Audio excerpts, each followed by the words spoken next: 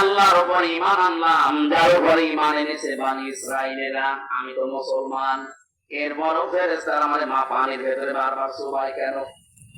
আল্লাহ তখন জবাব দিয়েছেন,